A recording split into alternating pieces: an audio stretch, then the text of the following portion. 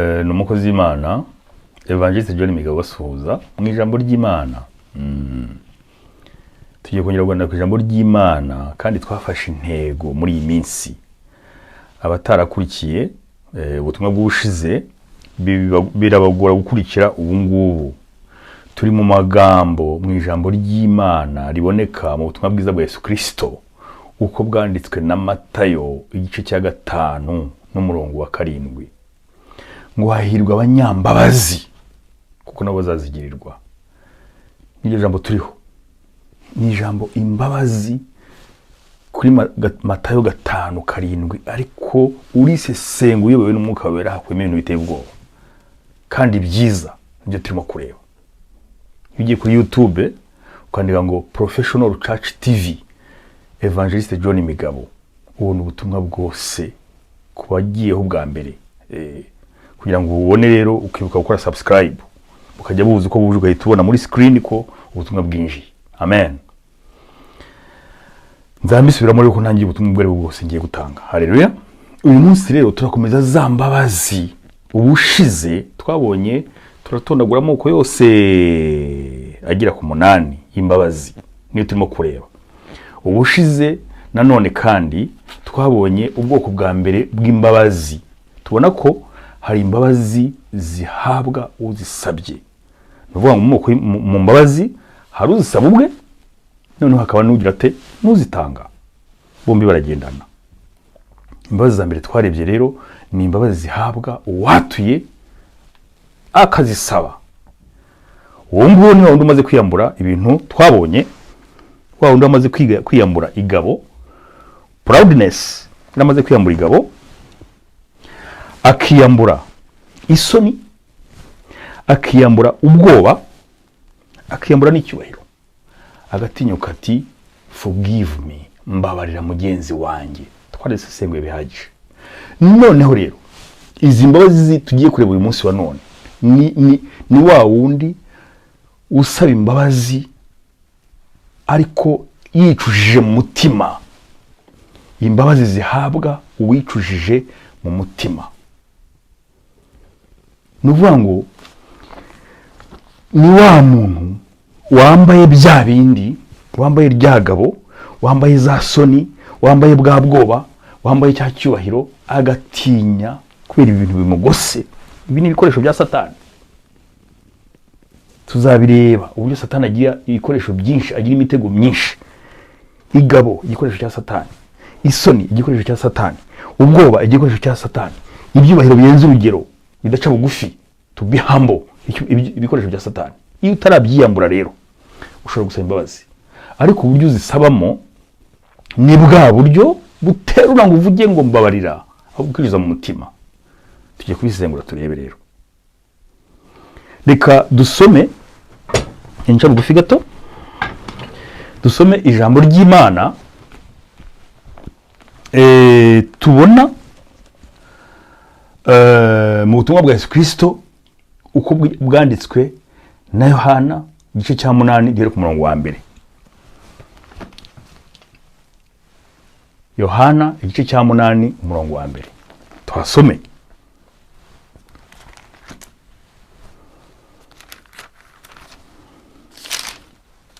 Haravuga ngo umugore wafashwa sambana. Ndasoma nitonze. Yesu ajya ku musozi wa Elayono, azinduka mu museke, yongera kujya mu rusengero, abantu bose bazaho aricara, arabigisha. Abanditsi n'abafarisayo bamuzanira umugore afashwa sambana, bamutaha hagati. Baramubwira bati mwigisha, uyu mugore bamufasha sambana, kandi Mose mu mategeko yadutegetse kwicisha amabuye abakoze batyo. None wowe uravuga ngo iki kuri uyu mudamu? Ibyo babivugiye kumugerageza ngo babone uburyo bamurega. Ariko Yesu arunama, yandikisha urutoki hasi. Bakomeje kumubaza, arunamuka arababwira ati muri mwe udafite icyaha aba ari ubanza kumutera ibuye. Yongera kunama yandika hasi, nabo ngo babibone batyo. ibyaha byabo birabarega, basohoka urusorongo uhereye ku musaza ukageza kuheruka. Hasigara Yesu wenyine na wa mugore wari uhagaze hagati. Yesu arunamuka aramubaza ati, wa mugore we, ba bandi bakuregaga bari he? Ntawugucireho iteka pe, bose bagiye. Nawe arasubiza ati, ntawe databuja. Yesu aramubwira ati, nanjye singucireho iteka, genda ntukongere gukora icyaha ukundi.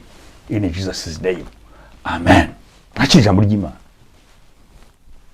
Umugore bamufasha asambana. Amategeko ya Mose Yesu baramuregesheje, twarabibonye ngo yaje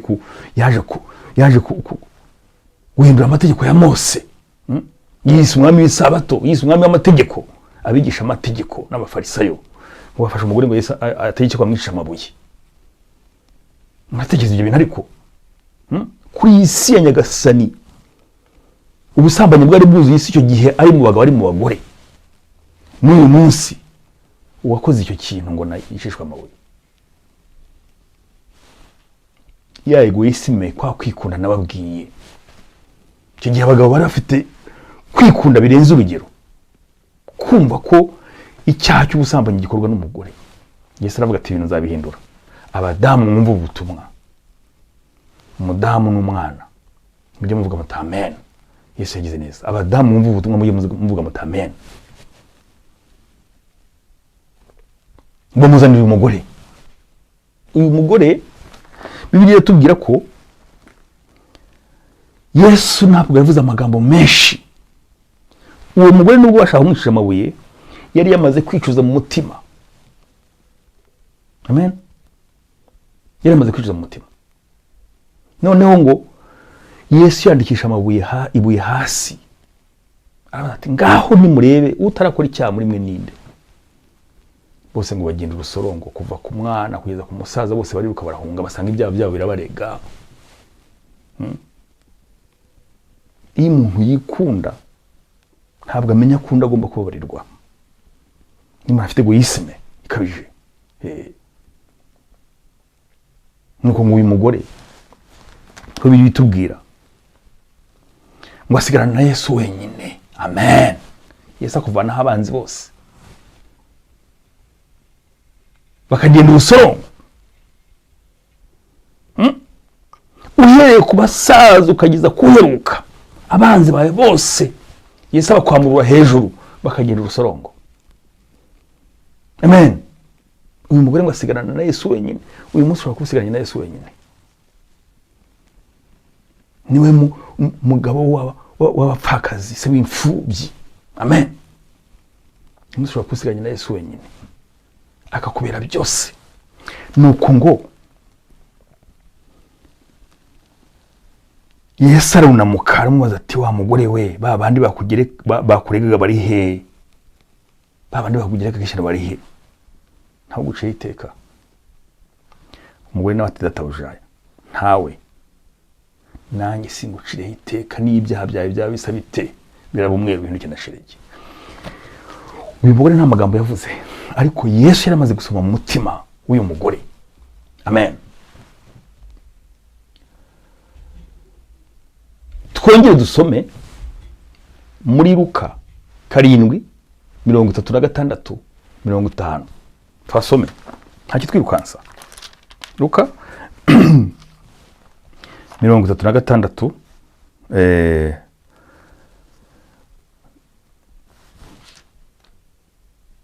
Luka 7:36, sorry.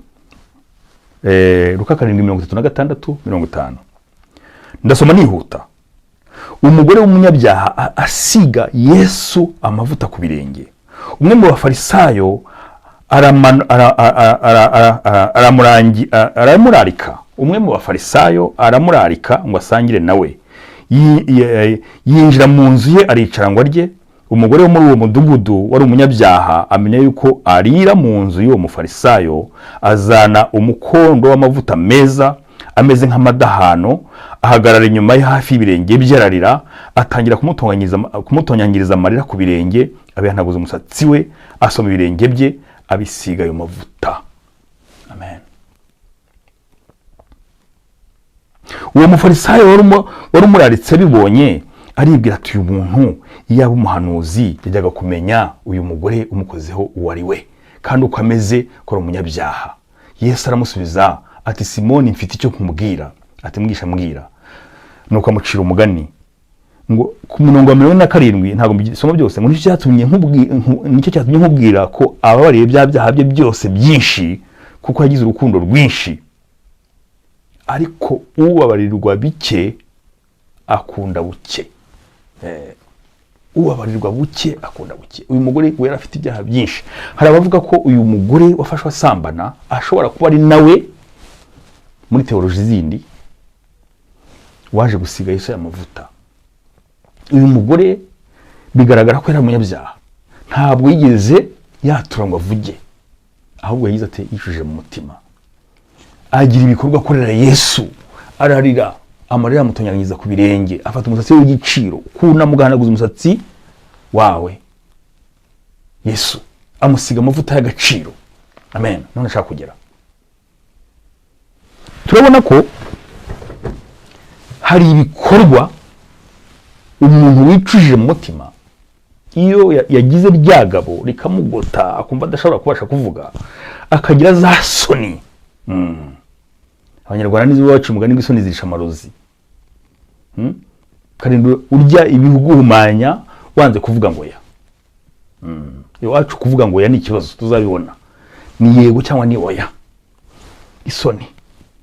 Karya kataribwa ukareba kubera ko wanze kuvuga ngo ya. Utabaza mugenzi wawe. Ubwoba. Nimbivuga ndajya he? Nivuga ngo mbabarira ndajya he? Nzongera kuba umuntu nte? Nzongera kugira agaciro gute mu bantu? Icyubahiro. Abantu benshi nahabahera.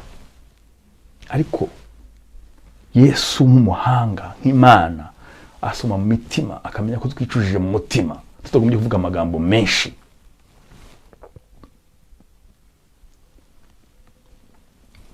Turakomeza tukabona nk'urugero Petero yihakanye Yesu inshuro zingahe?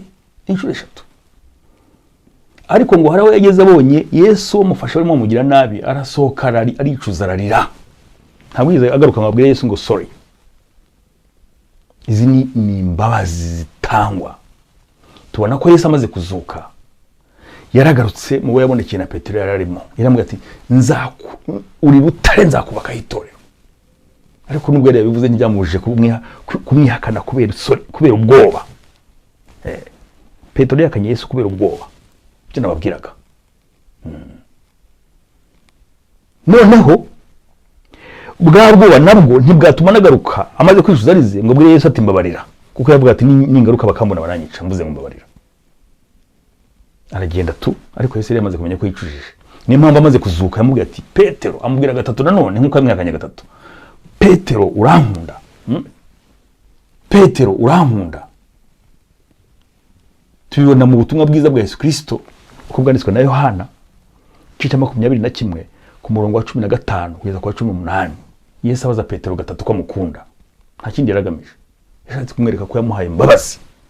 Kandi Petero ntabiboneka muri Bibiliya ko yiza avuga ngo Yesu mbabarira.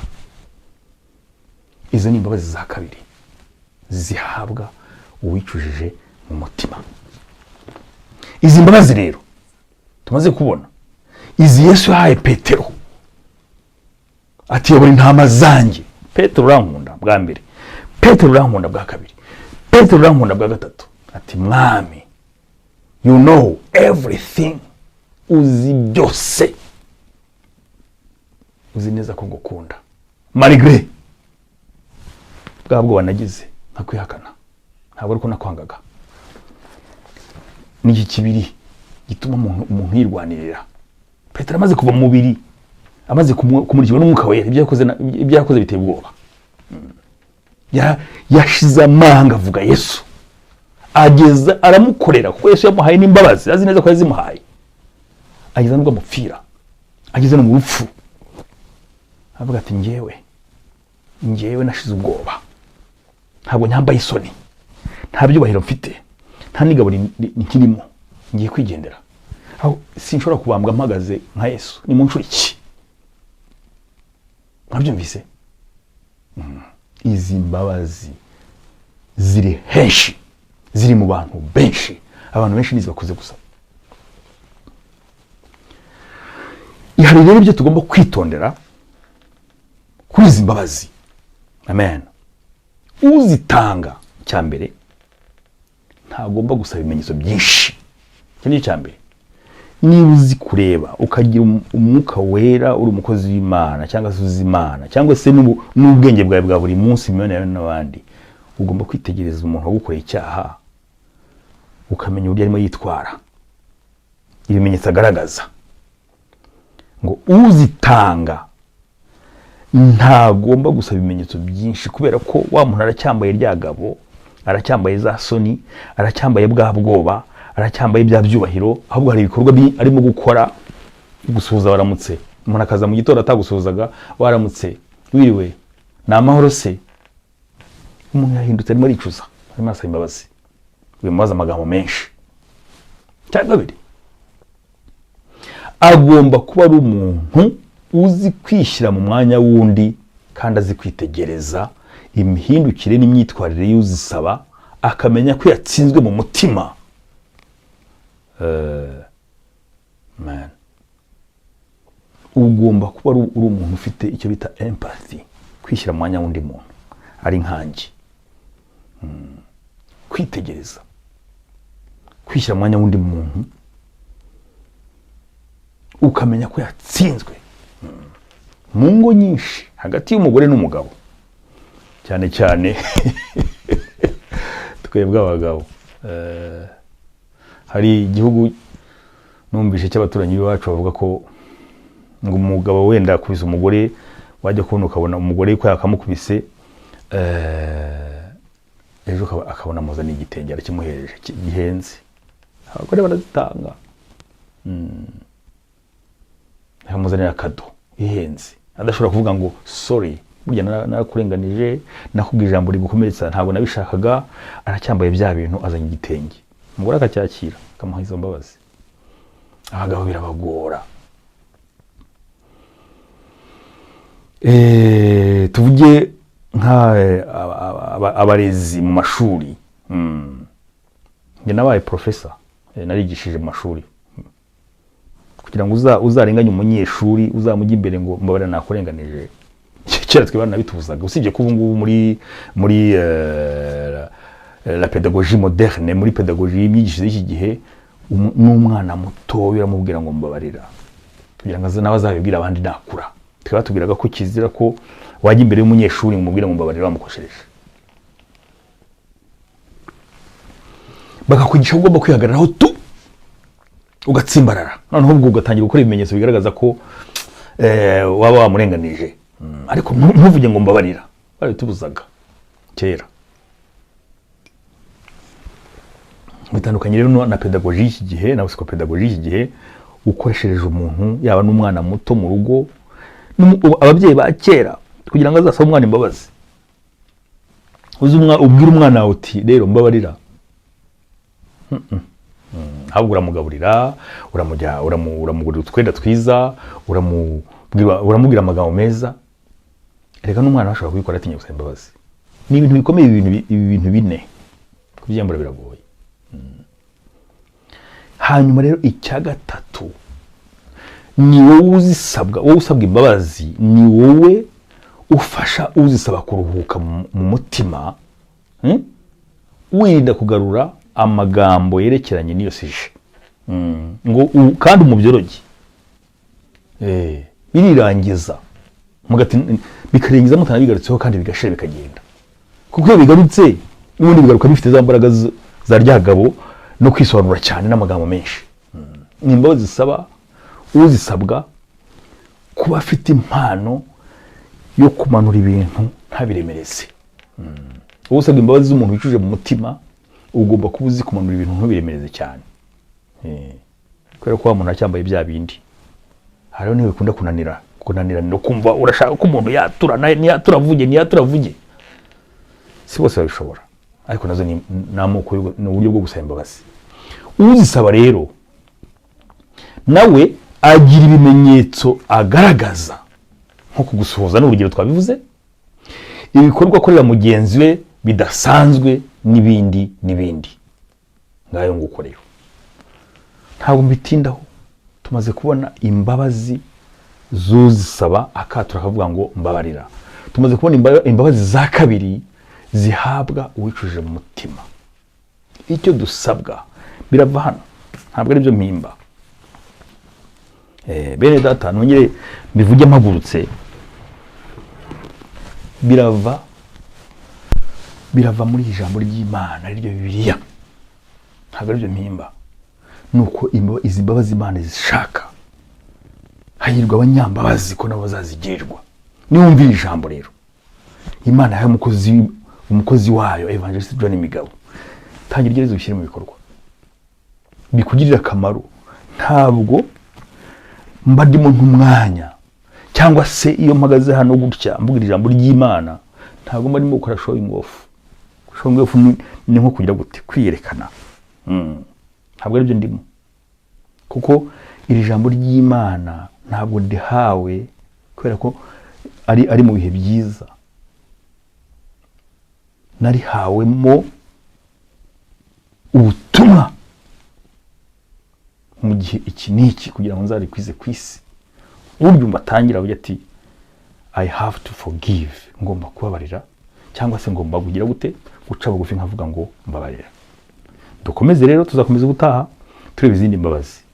Aha niho dushora ijambo ry'Imana, kandi mbashimira ko mwabasha gukurikira. Imana ihabwa icyubahiro kandi ibihe byiza kuri mwese bavandimwe. Amen. Amen.